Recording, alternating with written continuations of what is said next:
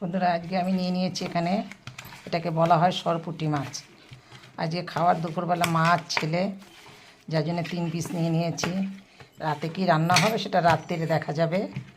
এখন একবেলার খাওয়ার 3 পিস মাছ নিয়েছি। এটা জ্যান্ত পুকুরের মাছ, সরপুঁটি। আমার কড়াইটা গরম হয়ে গেছে, তেলটা দিয়ে দিয়েছি। মাছটাকে আমি এখন ভেজে নেব।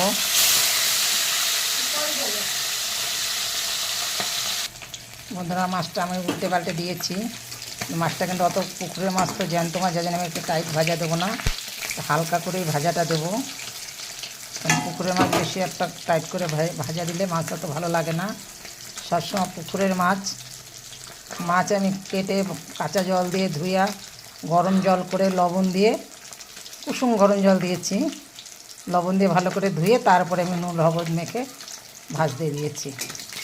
আমি সবসময় যে কোনো মাছ ধুই আমি লবণ গরম জল ছাড়া আমি কোনো মাছই রান্না করি না। আর পুকুরের মাছ হলে তো আরও বেশি, আমার 2-3 বার ধুতে লাগে লবণ গরম জল দিয়ে। বন্ধুরা, আমার মাছটা ভাজা হয়ে গেছে, আমি কিন্তু এখন নামিয়ে নেবো মাছটা। মাছ আরও আছে, এই মাছ তো রেখেছি 800 গ্রাম, কটা পুঁটি মাছ। এরপরে ফোড়ন দিয়ে একটু জিরা, 2টো তেজপাতা। বন্ধুরা, ফোড়নে আমি দিয়েছি। এখন এর ভিতরে আমি একটু মশলাটা দিয়ে দিলাম। তো আদা, জিরা, 2টো কাঁচা লঙ্কা আমি একসঙ্গে মিক্সার করে নিয়েছি। বন্ধুরা, এর ভিতরে আমি দিয়ে দেবো বেগুন কয়টা। বেগুন কয়টা দিয়ে আমি ভালো করে কষিয়ে নেব, একদম ভাজা ভাজা করে নেবো বেগুন কয়টাকে। বন্ধুরা, এরপরে আমি লবণ দিয়ে দেবো কিছুটা, স্বাদ মতোই লবণটা দেবো, আর একটু হলুদ দিয়ে দেবো।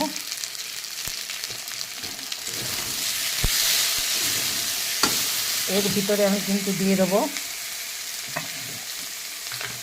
আমি কিন্তু রান্না করতে গেলে সবসময় যে গরম জলটাই বেশি দিই তরকারিতে। এই যে গরম জলটা করেছি, গরম জলটা দিয়ে দেবো। আমি কাঁচা জলটা ব্যবহার খুবই কম করি, যে কোনো তরকারিতে আমি সবসময় যেন গরম জলটাই দিই। গরম জলটা দিতে গিয়ে তরকারিটা খুব সুস্বাদু লাগে, ভালো লাগে। বন্ধুরা, আমার তরকারিটা ফুটে উঠেছে, আমি কিন্তু মাছ 3টে দিয়ে দেবো, দিয়ে আর 5-7 মিনিট জাল দেবো। বেগুনটা কিন্তু আমার যথেষ্ট সিদ্ধ হয়ে গেছে, কারণ ঠান্ডা জল তো আমি দিইনি, আমি দিয়েছি গরম জল। শীতের দিনে বেগুন রান্না করতে গেলে সবসময়ের জন্য গরম জলের উপর দিলে বেগুনটা ভালো, এত সুন্দর সিদ্ধ হয়, খুব সুন্দর সিদ্ধ হয়ে যায়। কিন্তু কাঁচা জল দিলেই তরকারিতে বেগুন কখনো সিদ্ধ হয় না ভালো, এরকম শক্ত শক্ত থেকে যায়, যার জন্য আমি গরম জল দিয়েছি। এমনি আমি তরকারি তো গরম জল দিই সবসময়, সেটা তো আমি দেখাই। বন্ধুরা, আমার তরকারিটা কিন্তু হয়ে গেছে। আমার হঠাৎ ঠান্ডা পড়েছে তো, যার জন্য একটু কাশি হয়েছে, যার জন্য কথা বলতে গেলে আমার খুব কাশি হয়, ঠান্ডাটা লেগে গেছে। আমি এখন তরকারিটাকে নামিয়ে নেব। জ্যান্ত মাছের তরকারি আমি কত আদা জিরা বাটাতে কত সুন্দর তরকারিটা করেছি, আজকে কোনো মশলাও দিইনি, কাঁচা লঙ্কার তরকারি। আমি এখন নামিয়ে নেব। বন্ধুরা, মাছের ঝোলটা তো দেখালাম, এখন আবার দেখো এটা 5 মিশালি নিরামিষ তরকারি। আমার 5 মিশালি নিরামিষ তরকারিটা খুবই ভালো লাগে। এখন এই 5 মিশালি তরকারির মধ্যে আমি ফোড়ন দিচ্ছি তেজপাতা, শুকনো লঙ্কা, 5 ফোড়ন, আর এই তরকারিটা দিয়ে দিলাম। এই 5 নিরামিষ তরকারিটা আমার খুবই ভালো লাগে। মাছ প্রত্যেক দিনই রান্না করি, কিন্তু একবারই খাই। এই 5 মিশালি তরকারির ভিতরে দিয়েছি আমি কলার ভাড়ালি, একদম কচি ভাড়ালি, সিম, বেগুন, আলু, মূলা, এরকম বিভিন্ন সবজি একটু দিয়ে অনেকটাই হয়ে গেছে। এখন এটাকে একটু ভালো করে একটু ভেজে নেব।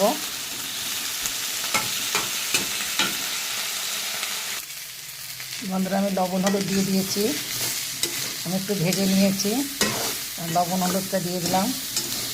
এর ভিতরে আমি একটু দিয়ে দেবো কটা কাঁচা লঙ্কা চেরা। এর একসঙ্গে কিন্তু আমি একটু চিনি দিয়ে দেবো। চিনিটা একসঙ্গে দিয়ে দিলে কি আর তরকারিটা বেশ সুন্দর, এত মজে, খুব সুন্দর মজে। এর ভিতরে কিন্তু আমি দ্বিতীয় কোনো মশলা দেবো না, একমাত্র নিরামিষ। এর মধ্যে আমি জল দিয়ে দেবো, গরম জল।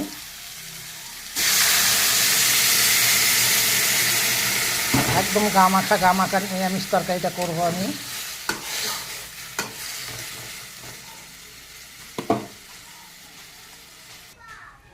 আপনাদের তো 5 মিনিট নিরামিষ তরকারিটা জল দেওয়াটা দেখিয়েছি, ওটা আরেকটু হবে, নাহলে আমি একটু সম্পূর্ণ দেখাতে ভিডিওটা অনেক বড় হয়ে যাবে। আমার ভিডিওতে একটা লাইক কমেন্ট শেয়ার করে দেবেন, তাতে আমি খুব